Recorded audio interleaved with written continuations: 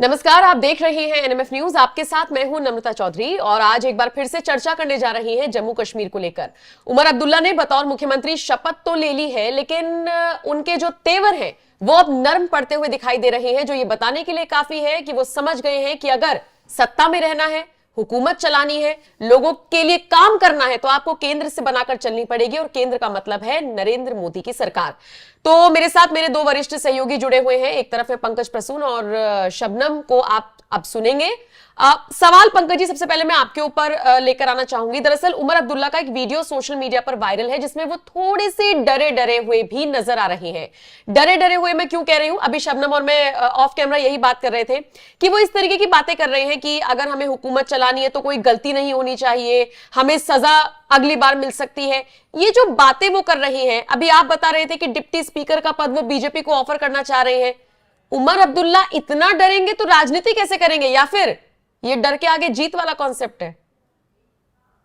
उमर अब्दुल्ला डरे हुए नहीं है नम्रता। उमर अब्दुल्ला समझदारी भरा फैसला कर रहे हैं। उन्हें पता है कि 5 साल सरकार चलाना है तो 5 साल नरेंद्र मोदी ही रहने वाले हैं दिल्ली में, वही फंड देंगे। सारे जो जितने कठपुतली के सारे धागे हैं ना, ऊपर जिस इंसान की उंगली है वो उसका नाम नरेंद्र मोदी है। वो मनोज सिन्हा को भी ऐसे कर देगा, गृह मंत्रालय को भी नचा देगा, और एक उंगली से धागा मेरे से भी जुड़ता है। तो इसलिए वो समझदार है। उन्हें पता है कि 5 साल सरकार चलानी है और अगर परफॉर्म करके दिखाना है, लड़ाई करके अगर रहना है, तो फिर तो केजरीवाल की तरह दिल्ली नरक में जाती रहे, हम लड़ते रहेंगे, पॉलिटिकल गेन होता रहेगा। लेकिन थोड़े कश्मीर की जनता ऐसी है ना कि थोड़ा हिसाब मांग लेती है कि ठीक है, वो दिल्ली वाले जैसे नहीं है, वो फ्री फ्रा वगैरह चक्कर में 4 रुपए प्याज 3 रुपए टमाटर जाति फाती हो जाता। वहां नहीं, वहां तो सब तो एक ही जाति एक ही तरह के लोग हैं ना, तो फिर काम देखने लगते हैं कि अब मुझे मुझे मेरे लिए किया क्या। तो उमर अब्दुल्ला बहुत बारीकी से इस चीज को समझ भी रहे हैं और कड़ियां जोड़ के रखना चाहते हैं। हम आपके अपोजिशन में हैं, लेकिन हम नवीन पटनायक बनना चाहते हैं केजरीवाल में, अपोजिशन में रहते हुए। आप फंड देते रहो, हम काम कराते रहेंगे, मेरी भी इज्जत बची रहेगी, आपकी भी इज्जत बची रहेगी। उन्होंने टकराव का रास्ता ना अपनाकर परफॉर्मेंस का रास्ता चुना है, क्योंकि पहले रह चुके हैं ना मुख्यमंत्री।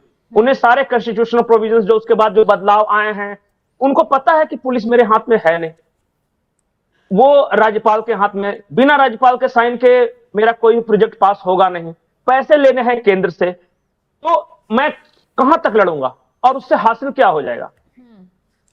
यही बात है तो कि इसलिए इसे मैं हाँ, यही बात है कि उमर अब्दुल्ला को जब लगा कि कांग्रेस से कोई फायदा नहीं होगा, अगर कांग्रेस से ज्यादा उन्होंने नजदीकी दिखाई और उन्हें पता था कि बहुमत आ चुका है, निर्दलीयों ने समर्थन दिया तो बहुमत पूरा हो गया, तो कांग्रेस का सपोर्ट करते तो पता है कि केंद्र से ठनी वाला मामला हो जाता, तो एलजी से भी ठनी वाला मामला हो जाता, केजरीवाल वाली हालत हो जाती उनकी। तो उन्हें मालूम था कि चुनावी कैंपेन के जो मुद्दे थे वो अलग हैं और आगे ट्रैक को सीधे ट्रैक पर चलना है तो वो मुद्दे अलग हैं। अगर केंद्र सरकार से दुश्मनी ली तो वो जो स्टेट हुट वाला मामला जिसपे एलजी ने भी मोहर लगा दी है, वो सब संभव इतनी जल्दी नहीं हो पाता। और यही वजह है, जैसा कि आपने बताया कि डिप्टी स्पीकर का पद बीजेपी को ऑफर कर दिया है। 29 सीटें जम्मू से बीजेपी ने जीती है, तो उमर अब्दुल्ला अभी से मैसेज देकर चल रहे हैं कि हम बीजेपी के सपोर्ट में, चाहे डायरेक्ट ना कहें लेकिन इनडायरेक्ट उन्होंने मैसेज पहुंचा दिया है। बात सपोर्ट या विरोध की नहीं है, बात यह है कि मैं काम कर सकूंगा कि नहीं, मैं परफॉर्म कर सकूंगा कि नहीं, वो रास्ता देख रहे हैं वो। देखिए, वर्ल्ड ऑफ डिप्लोमेसी और वर्ल्ड ऑफ पॉलिटिक्स में रिश्ते पारिवारिक की तरह नहीं होते, वहां म्यूचुअल फायदे का रिश्ता होता है। कल को जाके अगर कोई यहां भारत में कोई कह दे नेता कि मुझे चुन के दे दिएगा तो पाकिस्तान की ईंट से ईंट बजा दूंगा, तो जरूरी नहीं कि वो जीत के ईंट से ईंट ही बजाएगा। वो अपने वोटर को मैसेज अलग देता है, देश को गवर्न करना अलग बात है। वो देखेगा फायदा, वो देखेगा अपने राष्ट्र का फायदा, अपनी पार्टी का ही। उमर अब्दुल्ला चूंकि पॉलिटिक्स में है, वो जानते हैं कि मेरी पार्टी का फायदा कहां है। तो वहां जो रिश्ते होते हैं बहुत निष्ठुर होते हैं, कब किस परिस्थिति में किसके साथ मेरी गुट्टी सेट हो जाए। और कभी कभी म्यूचुअल भी चलता है कि आपका दोस्त भी हो पर सामने वाले का भी दोस्त हो। अब तो उमर अब्दुल्ला और नहीं, साथ फारूक अब्दुल्ला भी पलट गए हैं, जो 370 पर अभी तक अंक दिखा रहे थे कि किसी भी हाल में चाहे हम कुछ भी करें लेकिन बहाल करवा कर रहेंगे। अब तो उनके बयान भी ऐसे आ रहे हैं। वो अभी हाल फिलहाल में उनका एक बयान वायरल हुआ है जिसमें वो कह रहे हैं कि पहले समस्याओं को सुलटेंगे, उसके बाद देखेंगे बाकी के मुद्दे। 370 वो नाम ही लेना भूल गए अब। बिल्कुल, कल एक कश्मीरी पत्रकार ने फारूक अब्दुल्ला से पूछा भी था, हाँ। तो उन्होंने बहुत सटीक जवाब दिया। उन्होंने पूछा कि दिल कहाँ पे बना है, तो उन्होंने दिखाया कि यहाँ पे। बोला दिमाग कहाँ बना है, तो बोला ऊपर। तो उन्होंने कहा भगवान ने दिमाग को ऊपर क्यों दिया है और दिल को नीचे क्यों? तो बोला कि नहीं, दिमाग का ज्यादा इस्तेमाल करो, दिल से कम इस्तेमाल करो, सफल होगे।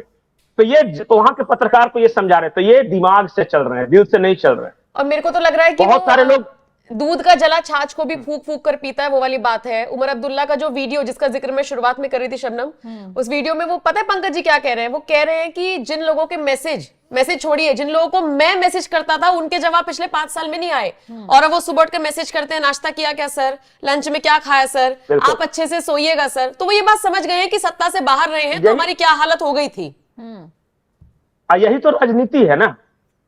देखिए, सत्ता एक ऐसा चुंबक है ना कि बहुत सारे छोटे छोटे लोहे के कण उससे चिपकना चाहते हैं। और जब आप विपक्ष में होते हैं तो आप कितना भी आदर्श की बातें कर ले, कितना भी बढ़िया आदमी हो ना, तो कोई वैल्यू नहीं देता। घर में भी उसी बेटे का पूछ होता है जो कमाऊ पूत हो। बेरोजगार हो, माँ बाप की बहुत सेवा करता है, खूब बढ़िया आदमी है, लेकिन घर में बैठा रहता है तो उसे भी घी में चुपी रोटी थोड़ी कम ही मिलती है। कमाने वाले को थोड़ा ज्यादा घी लगा कर देते। ये सच्चाई है इस दुनिया नहीं, बिल्कुल प्रैक्टिकल बात है ये। पंकज जी, अब तो राहुल गांधी यही का बात जम्मू है। कश्मीर में क्या होगा?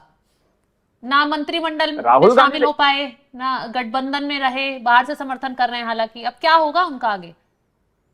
देखिए, क्या कांग्रेस की बताइए भी पंकज जी, मजबूरी है। कैसा सवाल शबनम ने पूछ लिया। 99 सीटें वो ले आए थे पिछले चुनावों में, कैसा सवाल पूछ रहे हैं अब शबनम? विधानसभा में तो वो कमाल नहीं कर पाए ना। अरे कमाल 99 सीटों में भी नहीं हुआ था, लेकिन कांग्रेस ने माहौल ऐसा तैयार किया था कि 53 से मुस्लिम वोट 99 आ बैंक गए। का कांग्रेस को उम्मीद थी नम्रता के बहुत अच्छा कश्मीर में हम अब्दुल्ला को भी पीछे छोड़ देंगे। ओवर कॉन्फिडेंस में थे उस वक्त राहुल गांधी, लेकिन क्या हाल हुआ? 6 सीटों पर सिमट गए।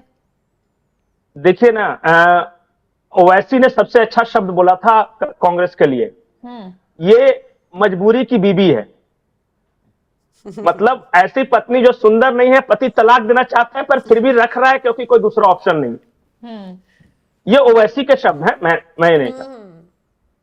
वो ये मुसलमानों के लिए कहा था कि मुसलमानों की मजबूरी की बीबी है वो। मुसलमानों के पास चूंकि कोई बढ़िया विकल्प नहीं है तो चलो भाई, जैसा है भला है, बुरा है, जैसा भी है, मेरा पति मेरा देवता। तो यही कांग्रेस के साथ है, क्योंकि मुसलमानों के पास विकल्प नहीं है, एक ही पार्टी दिख रही है। हर वहां तो इंसान को जब आप व्यक्तिगत रूप में पीडीपी भी वहां थी, पे ऑप्शन तो थे एनसीपी ना दिख वहां। गई, तो ऑप्शन हाँ, पे ही तो जहां गए हैं, नेशनल कॉन्फ्रेंस पे ही तो गए हैं हाँ, मुसलमान। जहां जहां एनसीपी ऑप्शन दिख गया चले गए, जहां कोई दूसरा ऑप्शन दिख जाता है वो चले जाते हैं, जहां कोई नहीं होता वहां कांग्रेस हो जाती है। तो देखिए, राहुल गांधी ऐसे इंसान है ना, मैं बार बार बोलता हूं, न सुख में न दुख में, कुछ नहीं, सब एक भाव एक समान वो रहते हैं। इतना चुनाव हारने के बाद इतना खूबसूरती से वही आदमी मुस्कुरा सकता है जो दुनिया से मोक्ष प्राप्त कर चुका है। और प्रशांत किशोर ने तंज में कहा भी था, नर्व ऑफ स्टील। इतनी बुराई, पप्पू है तो अकल नहीं है, राजनीति नहीं करता है, ये है वो है, चुनाव दर चुनाव हार रहा है, फिर भी न सेहत पे असर न मुस्कान पे असर। लेकिन पंकज जी, केंद्र सरकार की अगर मैं बात करूं तो एक बहुत मुख्य टॉपिक है आतंकवाद का निस्तारण करना।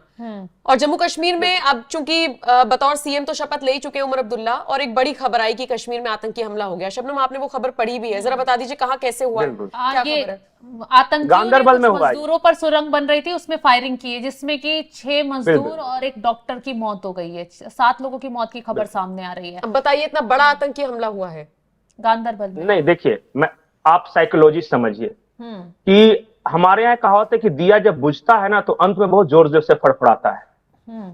आतंकवाद वहां लोकल सपोर्ट सिस्टम धीरे धीरे खत्म हो रहा है। अब जो भी वहां आतंक हो रहा है ना, वो पाकिस्तान डिस्परेट है पुश करने के लिए, कर नहीं पा रहे हैं, और जहां मौका मिलता है वो अपना प्रेजेंस शो करेंगे। जब छत्तीसगढ़ में नक्सलियों ने हमला किया था सीआरपीएफ पे, तो मैंने भी उस वक्त ये कहा था कि देखिए, इनका डिस्परेशन है ये। जब आपकी पूरी तरह सल्तनत कायम हो ना, तो आप सल्तनत में शांति रखना चाहते हैं।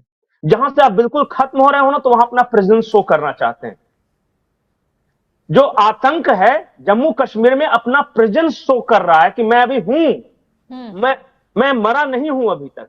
और इस चक्कर में वो छोटी मोटी कुछ घटनाएं कर रहे हैं। अब बताइए कि मजदूर सुरंग खोद रहे हैं, मैसेज क्या गया जनता के बीच कि हमारे बाहरी लोगों डेवलपमेंट पर का हमला। काम हो रहा है?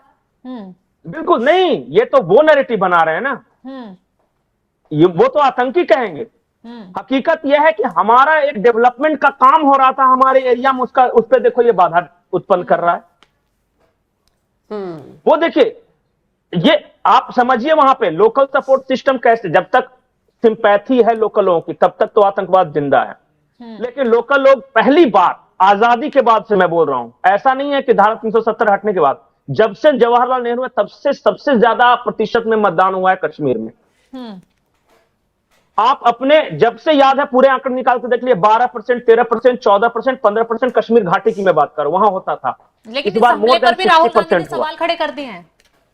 अरे राहुल गांधी का क्या है, वो तो सर्जिकल स्ट्राइक पे, बालाकोट पे, वो सब पे, गलवान पे, वो सब पे सवाल खड़ा करेंगे। उनको सवाल खड़ा करने से कोई रोक सकता है क्या? ठीक है। वो तो देखिए, हर कुछ जो देश के लिए अच्छा हो रहा है उससे बहुत ज्यादा तकलीफ है। कल को जाके रांची में आए थे, वो कह रहे थे, एक तो पता नहीं छोटा सा एक डायरी लेके चलते हैं लाल कलर की, कहते हैं यही वाला संविधान है जो बचाना है। वो मूल प्रति को भूल के आ गए हैं। पंकज जी, और एक दूसरी सवाल, बात पता है, हाँ, एक सवाल ये वो है आदमी कि जिस तरीके से अब उमर अब्दुल्ला काम कर रहे हैं, बहुत अच्छी रणनीति के साथ आगे बढ़ रहे हैं, ये कहा जा सकता है, तो स्टेटहुड का दर्जा तो वो पास करवाने में कामयाब होते दिख रहे हैं। लेकिन क्या विशेष राज्य का दर्जा जम्मू कश्मीर को इतनी आसानी से मिल जाएगा? क्या 370 जिसकी वो बात करते थे अक्सर, उसे बहाल कराने में वो कामयाब हो पाएंगे? आसान है उनके लिए? देखिए, 370 इज ए क्लोज सेक्टर, ये केंद्र ने भी कह दिया है, और अब जो उमर अब्दुल्ला चुनाव जीतने के बाद उन्होंने कह दिया है कि ये यादों में रह जाएंगी कि एक था 370, वो तो नहीं आने वाला, कोई भी सरकार आ जाए। बिल्कुल। और विशेष ये राज्य का लोगों को दर्जा? बरगलाने, विशेष राज्य का दर्जा देखिए परिस्थितियों पे अभी क्या है सिचुएशन, सबसे पहला प्रायोरिटी धीरे धीरे डिसाइड करते हैं ना। जब आप यहां से रेस के लिए दौड़ते हैं तो सामने अगर मान लिया कि 200 मीटर जाना है तो पहले देखते हैं कि पहले 100 मीटर तक मेरी स्पीड क्या होगी, फिर मैं पेसअप करूंगा कि नहीं, तब कंप्लीट करूंगा। तो पहली प्रायोरिटी ये है कि स्टेटहुड मिल जाए पहले। तो उसमें तो एलजी की पावर हट जाएगी ना वहां से, तो वहां तो राज्यपाल घोषित हो जाएंगे। नहीं तो ठीक है ना, एलजी कहां कह रहे हैं कि मुझे एब्सोल्यूट पावर दो, वो तो केंद्र का फैसला था ना, और केंद्र का ही फैसला है कि स्टेटहुड देंगे। ठीक है, स्टेटहुड हाँ, तो ये तो दोनों राज्य हैं। उसके बाद देखिए अगला आप कह रहे हैं विशेष राज्य, तो बहुत सारे राज्य इस देश में ऐसे हैं जो विशेष राज्य का दर्जा मांग रहे हैं। चंद्रबाबू नायडू वो भी मांग मामला रहे हैं। अलग है, चंद्रबाबू नायडू मांग रहे हैं, नीतीश कुमार मांग रहे हैं, हर किसी को विशेष राज्य, हाँ, तो वो कैटेगरी में चले जाएंगे। अब उस कैटेगरी का आपको पता ही है, मैं क्या बोलूं।